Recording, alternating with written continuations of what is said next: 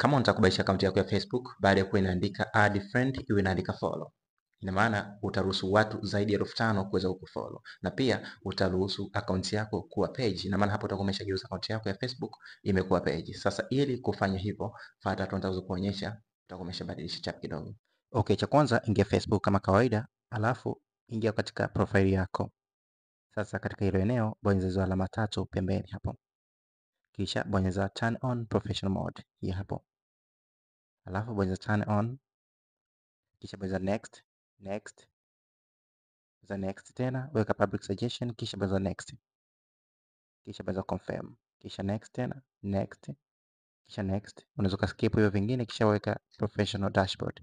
Sasa hapo utakuwa tayari umesha turn on. Sasa ukirudi nyuma, rudi katika akaunti yako, utakuta kwamba imeshakuwa badilisha na kuwa follow. Unaona hilo eneo sasa hivi sio add friend ila ni follow.